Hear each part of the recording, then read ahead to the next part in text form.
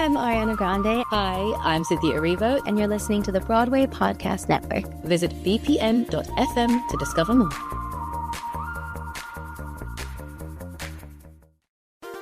There's a cat over here. There's a cat over there. And the wrong one died. And the wrong one died.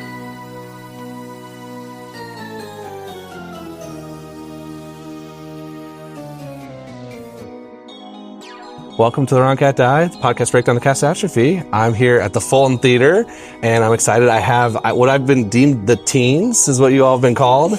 And you all are characters that have been added to the show. So you have different names, and you've written your own story. So I want to hear, let's start with that. I want to hear all about the backstories that you created, the relationships you've come up with other cats and characters. So tell me what to look for when we watch the show tonight. Like, what is your story? So who wants to go first? Who's passionate about it? Should I start? Sure. Okay, I'll go. Hi, I'm Ava, and I play Ivy. So I'm one of the house cats and coaster cat, like most of us are. We hang out on the coaster and we observe all of the adult cats. And my cat just really wants to join in and be in the ball. I've heard about the ball, the Jellicle Ball, and it's my first experience. And I see Grizz, and I don't really know what to think. I've heard from Jelly. Jelly's like my mom, Jelly Lorm. And so I've heard stories from her about Grizz. And I know that she caused some tension, but I don't really understand because I'm very young. And so when I see her, I don't know exactly what to think. But I look at my other cats, and we kind of agree that we have this decision to make, but it's still tense for us because we don't want to let our adult cats down. Are you all coaster cats? Yeah. Okay. Who's going to define coaster cats? That's also been the name that everyone is calling this production. But like, is it part of the Jellicles? Maybe. I mean, I think in a way everyone in the cast is a coaster cat because we all live in the amusement park. Okay. And I'm pretty sure everyone at least spends like a second on the roller coaster. Okay. We as the teens tend to be on the coaster a lot more than the adults. We're like the OG. You're the real coaster cats. Yeah. But it's a collective thing. We're all the coaster cats. So, yeah. All right. Who wants to tell their story next? We have another Elliott. Oh, we gotta add another person. Come on in. Jump on in. Hey. I'll tell my story. Go for it. Okay, should I go? Yeah. Okay, my name's Abigail Gottshall, and I play Fantasia. And I think Fantasia is a house cat. She has an owner because I have a collar. And I think anyone who has a collar is a house cat. Is that what we think? I don't know. Okay. So, I just say that coming to the amusement park is kind of like my little getaway, you know? I'm meeting all these other cats, and I'm learning about all their stories, and I'm very interested in the stories that go along with it. And of course, I've heard rumors about Grisabella, and I just don't get why. Like, I don't know. So I kind of think that's what So you're on vacation. Yeah, basically. All right. It's a pretty wild vacation to walk into. I know. It's just like the amusement park's so fun, and I'm like, I'm going in the audience, and I'm going on the horse, and I'm like, I don't know. It's just very. Okay. Yeah. So I'm Sophia Amaya, and I play Electra, who tends to normally be in the musical. Yeah. However, for our interpretation, this is the backstory that we've created. Buckle your seatbelts. I'm ready. All right. So you see, I have a collar, and it has a little heart on it, and I have one singular mitten. And this is important because I was adopted as a kitten by a little girl, and she gave me my collar.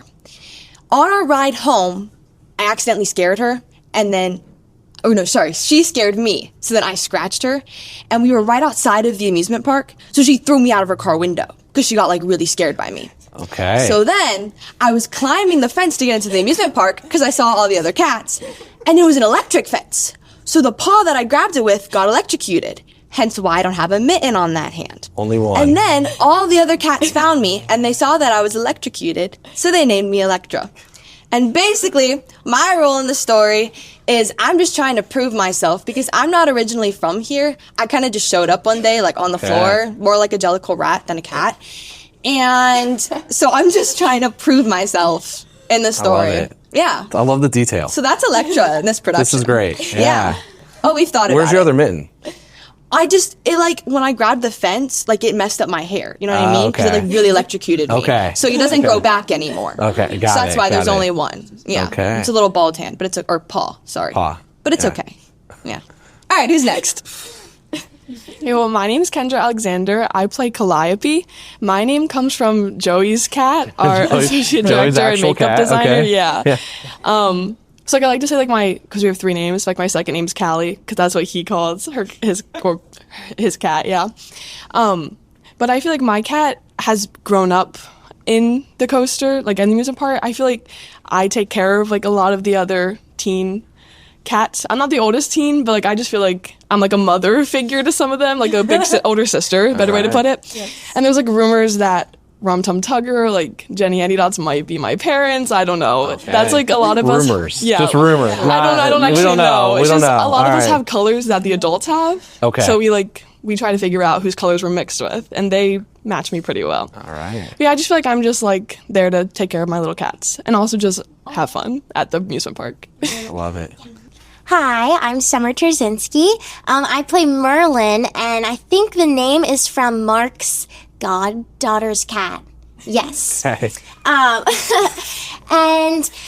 I think along kind of with the coloring of our costumes, once we got into costume and we were on stage and I was kind of like really seeing who I was around, I think that I also grew up in the amusement park, and I think I have a relation to Quaxo because we have a very, very similar coloring. And I actually spend a lot of time with him, and in times where Grisabella's showing up, so I think it's like, I feel like he's like an older brother to me, and possibly maybe Jenny is like our mother, making Gus like our great-grandfather, because also I have like a little scene with Gus, and I think there's just like a little bit of connection, also same coloring, which I find like interesting. And yeah, I just think I'm like a cat who just loves to have fun, honestly, because I'm always climbing up and down, and I'm just like finding ways to like really interact with everybody. I feel like I'm very mixed in with everyone. So yeah. Hi, my name is Ariana Stambaugh, and I play Cassandra. Now, she's also normally in the show, but my take on her is, so she's gray, she's hairless, she doesn't really look like a lot of the other cats.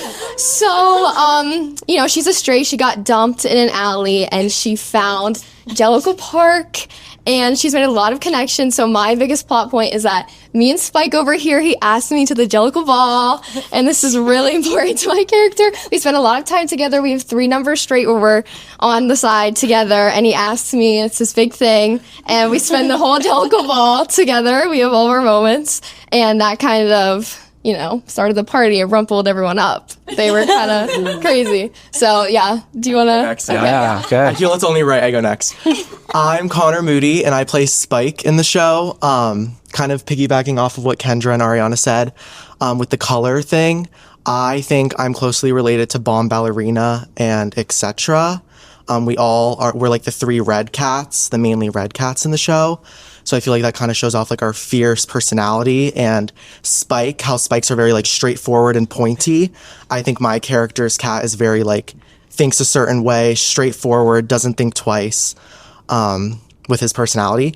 And then Cassandra, our little like subplot is that we go to the Jellicle Ball together. A little relationship on the side. So if you come see the show, you'll see me and Cassandra always together. Okay. Very interesting. Are there any other relationships going to the ball together, or just? I don't know. We got a couple. We got more. Me and Jellicle Jonathan over there. Okay. But we're either really early or really late. That's the tea. Okay. And I think it just depends. Like sometimes I'm getting ready, like I'm pampering up. Sometimes he's late to pick me up. But yeah. Okay. I think we got to hear now. Okay, Half yes. of this. Hi, I'm Elliott Evans. I play Jonathan. I call myself Jellicle Jonathan. So I asked Merlin to the Jellicle Ball. We go together. Another plot about my character, my cat, is that my sister is Juniper, who's played by Erbel Petersheim, who is she? Yeah, she's not here. But we are siblings, and our parents died in a fire, and we think that it might have been set by McCavity. So that's the tea with our sort of Wow. family dynamic that going on there. So yeah. So my name is Trenton. I play George. I say it like that because he's British. His parents were like imported from like the United Kingdom, is why I decided, and that's why he's the only British one. Although we do have another British one because he's actually British, anyways. So basically, my family. I'm cousins with Mungo, Jerry, and Rumple Teaser because they're orange. Very simple. And I like them because they like are like naughty, like they like steal from people and stuff. And I'm trying to be like them, but I'm only 4 months old, so like I don't get really far, you know. But I'm just a little rebel. That's all there is to it. Not quite yet mischievous. That's later. Yeah. Yeah. Hi, my name is Mateah Bylone, and I'm the understudy for all of these lovely human beings around me. But I was named Pearl by Will and Kelly, and that is what I go by whenever I'm in the show. And I don't really have a backstory, but if I had to talk about like a backstory, I think Pearl is definitely somehow related to Electra because we're always near each other on stage. And yes, so it honestly also depends on who I go in for. Do you keep the story that has already been said, or does Pearl do her own thing? Pearl changes it up every time. So you might ruin some dates to the ball there. Oh yeah. Okay. So I want to ask I want to hear when you found out that Cats was going to be the choice and that you are going to be casting this. Like, what was your reaction? Like, this is kind of a polarizing show, and was there extreme excitement? Was there I don't know enough about the story, I got to learn as I go? Like, how are you all thinking about that when you first got cast? So when I first got cast, I was actually in my like costume lab at school, where we like make costumes and stuff. And I was in the bathroom and I checked my email. And I was like, oh my goodness! And I went in and I was like, guys, I'm going to be in Cats. And I was just like spending we have I go to college, so we have lots of cats on my campus, like wild cats. It's like crazy. So I started like really watching them, and I was like, wow, I am going to be doing that on stage. And I like walked into my ballet class, and I was like giving paws. I was just so excited, and like I think as a dancer, it's such a dream show to do. And yeah, and I was like the costumes and the glitz and the glamour is always just like exciting. But yeah, and this is not at all what I really expected. Like the whole amusement park thing, like that was just like whoa, but it was exciting. Was anybody a Cats hater before the show? No? No. Okay. We usually have one in the cast or two.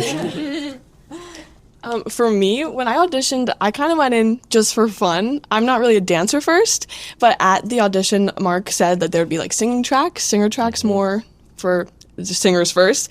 So I think I carry more one of the singer tracks when everyone else is like flipping around, doing crazy things. I'm trying to hold down the vocals because it's insane. They're crazy. But, yeah, for me, it was fun. And then when I got the email, my mind was blown. I was like, wow, I really did it. So for me, both of my parents are performers. So like I've kind of grown up in the performing world a little bit. And the funny thing is, you know, people always ask you when you're little, oh, what do you want to be when you grow up? And I kid you not, ever since I can remember, probably like 3 years old, I've gone around saying, I want to be in Cats. And I've always said that. This is the dream. It has been my dream. I have always wanted to be in Cats. And so when I found out Fulton was doing it, I got so excited. And when I found out they were having a teen ensemble, I was like, that's it. I'm auditioning. And I don't know what'll happen, but like, you know, I'm hoping I'll get in. And so when I got my offer, I'll never forget, I was in my room. I ran downstairs and my mom was teaching a voice lesson, but I opened up that door. I said, I'm so sorry, but Mom, I got in Cats. And I like just freaked out. It was so exciting because I was like, I'm living my dream and I'm doing what I've literally always wanted to do. And how's it lived up to the hype? It has, especially because this version is so cool. Yeah. Like, it's such a strange experience, but in such an amazing way. And also, every single teen here that I've been able to spend this whole summer with is an incredible human being, and I truly mean that when I say it. So not only am I living out my dream on the stage, but behind the scenes as well, because I have the best people around me. So, yeah. That's amazing. So this is my first show at the Fulton, but I've been coming to see their productions forever now. And when I heard they were doing Cats, kind of like what Summer said, this is such a dream show for anyone that's a performer because it's so multifaceted with the dancing, the singing, the music, the set, the costumes. It's so like just crazy with all of that. And so I was like, I know the Fulton's going to put on a great show of Cats. And even like when they were promoting it with like the roller coaster imagery and stuff, I knew it was going to be so different than anything anyone's ever seen before. So I was like, you know what, I'm going to audition, see what happens. And I'm so thankful that I did because this experience has been like unlike any show, anything I've ever done as a performer. So when Mark told you all the story, he sat down, I know he did a couple hours. I was trying to be here, but I couldn't, unfortunately. What was the biggest surprise of like, I did not know that part of Cats, or like that part of the story, like really, really surprised you? I think the part that kind of surprised me the most, because like I've never watched Cats before, and I mean I've seen the movie, but the movie's just very... Which movie? The live action, like weird, like with Taylor Swift, like that one. It's so odd. It's a different movie. Yeah. You gotta watch the 1998 movie. Oh my gosh, I have to. But I was like, oh my god, sorry. I was like really fascinated with like the Grisabella and Syllabub story, because I never knew that she had like a daughter. Like all I know was like, it was like Grisabella the glamour cat, like maybe she's like hated because she's like, I don't know, like, she's ugly, like I don't know. So, but I never knew that like people really like with our story, I like the family dynamics a lot with like Syllabub and Bomb Ballerina, because I know they're sort of like a group kind of.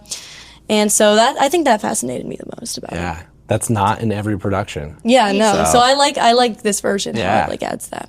So yeah. I think for me, the presence of magic that we've put into the show, like with Old Deuteronomy and Cork and Tant, and also like Mistopheles and McCavity, we've kind of determined there's like black magic going on and all this crazy stuff. So that was definitely something that interested me a lot. Something for me was, I don't know if this is in every production, but Mr. Mistopheles and Grisabella, their show. Is that just our show? I thought it was. They've done it in a few productions. It's not in every production. Okay. Yeah, that to me, like, I feel like it adds so much more to Mistopheles and Grisabella too. Like, them coming back and seeing each other, like, it just feels like such a different experience, knowing that they used to, like, work together and have this, like, big magic show that she can't put on anymore because she's sick or old or all the above. So that to me is, like, something that was different. Yeah, so going back to what Abby said, what surprised me, we were talking a lot about Griz's backstory and especially why she came back to the park. I think that was really fascinating for me when Mark talked about how Syllabub was the last daughter to survive and how that was not just Griz's only child, but the litter did not all survive. So that just deepened the connection for me of why Grizz would want to return to see her daughter and strengthen their bond.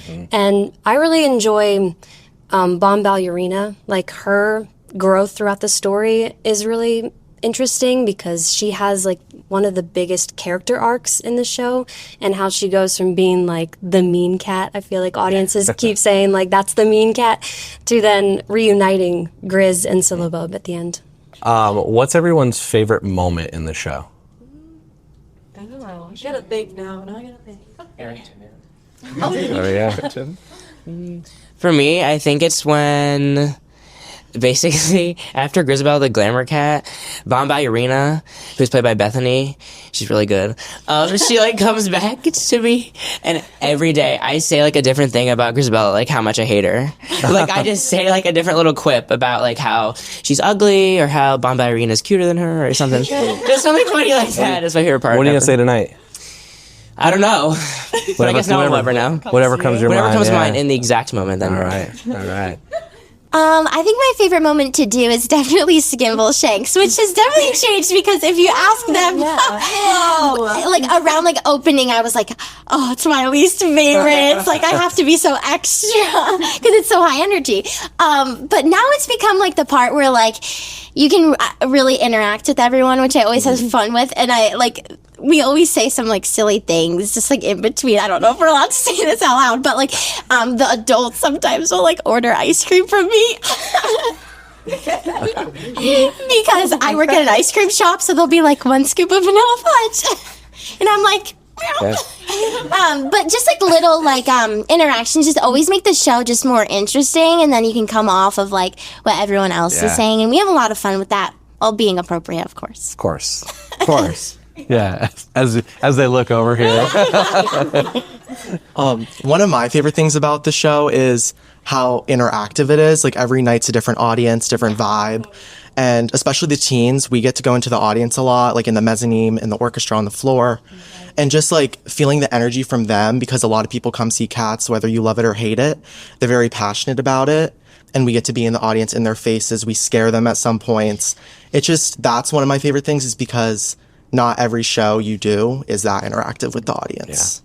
Yeah. Going off of what Connor said, being the understudy, I do watch the show a lot. So being in the audience, every single one of my friends does something different to me every time. And it might be one of the best things about the show. The interaction in the audience is so amazing. And even when I'm in the audience, like feeling the different vibes is so interesting.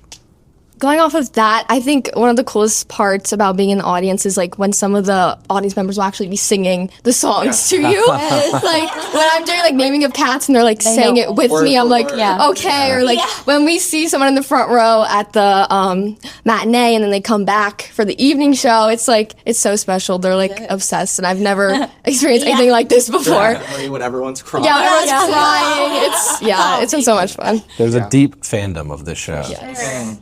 But like, this is kind of going off of this. Like, one night I was sitting there, because I sit on like the balcony, like the clown balcony during memory, and I'm looking down, and Grisabella stands up and goes, "Touch me!" And then this lady in the front row starts singing like, "Touch," like with her, and like was reaching out and like being so passionate about it. And I started tearing up. And usually I'm able to like stay nonchalant and be like, yeah, you know, but like I like was so moved. Like that just moved me so much when the girl started like crying and she was singing with her. I was just, again, I just had to mention that. I'm sorry. Yes. Anybody else have a favorite part? If not, we can go to the $1 million question. So I've argued for over 200 episodes that I don't think Grisabelle is the right Jokel choice. So I want to hear, not your character, but you, now that you know the story, you know the show, who's your Jokel choice and why? Someone else can go first. I need to think. Okay, I definitely think ever since like we went through everyone's story, I was like, Gus has always been my choice. I mean, we all sit right next to Gus that whole song every night, and I feel like every night it just gets like, just like take him, like he needs to go, like it's a sign, like I just have such like a soft spot for him. I love him, so Team I Gus. think Gus. Yeah, I'm also Team Gus, and I think a big part of that is, you know, so much of our production is around the fact that Grisabella left her daughter or abandoned her daughter. And I feel like we all are like, okay, we forgive you for abandoning your daughter, so go and abandon her again. Yeah. And I feel like that's very counterproductive, personally, and it just goes against everything we've been saying the whole show. So that's kind of my argument for our production for Team Gus. I agree completely. Like, we're just doing the same thing we were mad about 2 seconds ago. Like, make up your mind, she can you go know? next year. Exactly. That's what I'm saying. Like, yeah, for sure. All right. I feel very, very strongly about the fact that Grisabella shouldn't go. Like, not only did she leave her daughter, like, we're missing the big picture here. She left her entire family. Yeah. Like, she left her, like, sister thing, bombed by Irina. She left her, like, husband or whatever they do as cats, Mocha Strap. She left everyone. And we didn't send the man who's over here, like, literally shaking. He can hardly stand. He can hardly speak. He runs the theater for how long? We don't know. I can't even, like, fathom why we send her to the heavyside layer. Makes no sense. In fact, I had decided long ago that I burn the amusement park to the ground after the events that take place in this show, because I'm just so angry. Oh, wow. So Cats 2 is your revenge. Literally. Yeah. That's our George's revenge. Okay. Okay, anyone else? I'll go. Yeah. Yeah, this is kind of going back, but I just don't understand why, like, the whole point of Grisabella coming back is to, like, I say, like, to reunite with her daughter and, like, you know, because they're always, like, together. And then she goes to the heavyside layer. Like, what's the point of reuniting for, like, 2 seconds? And then you're just, you know what I mean? Like, it's just, like, makes no sense. So who are you sending then? Gus. You're sending Gus. Like, Team obviously. Gus. All like, Team Gus. Yes.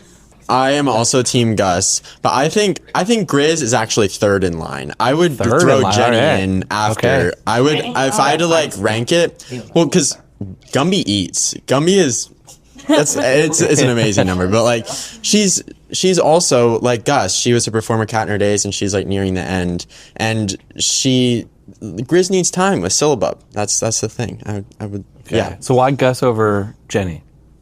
I think Gus is in worse shape. Just more at this shape, yeah, point. okay. Yeah. he's kind of he's hanging on by his last whisker. So Okay. So off of that, I think Jenny Annie Dots should be the Jellicle choice because that tap number alone, I mean, it's deserving of me. But I think Gus, he's always there, comes with a good story. We love when he comes and visits. So I think he still brings something to the tribe at the Jellicle Park. Grisabella, obviously, I think everyone here can agree that she needs time with Syllabub. But Jenny Annie Dots, I think it's her time to go. She doesn't have any value to the cats in the park. I think at the time in our Anymore? show. Yeah, okay. Is anybody defending Grisabella? There we go. Okay, only because after memory, I'm always just like, oh my gosh, just send her. And honestly, like, oh wait, I just lost my train of thought. This is an overwhelming question for someone who's very indecisive because sometimes I think each day I'm just like, you know what, maybe she shouldn't go. But I think if she stayed, it would only make things more confusing. So I'm with you. I want an audience vote. Ooh. So that way a different person can go every night. Oh my gosh, that would be Ooh. Yeah, I think that would be... Joe. I've got consensus over here. An audience vote would for be one cool. night. One night. Gosh, Closing night. James is ready. Closing night, July 20th. Well, I said collide. we'll just ignore cease and desist. Just ignore. Closing show. Just closing show. Has anyone tried that? No. Not with cats, and I've been trying. I might have convinced a civic theater to do it one time. But we'll see. That's happening next weekend, and I don't think they're still going to do it for the same reasons that over here we got talking about that you don't want to anger Lord Andrew Lloyd Webber about this. Yeah. But I think that it would be really fun if you did, especially if the tours, if you did a vote, because imagine you're in your hometown and you're Rumple Teaser and your whole dance studio's there. Right. Yeah. You should go that night. That's my idea. So we all have a chance to go to the Heaviside Lair. The whole You'll have a chance. Merlin's heading up. Who's ridden the coaster? None of us. No. Okay. No? Okay. What's everybody's like one thing you're going to remember most from doing this production?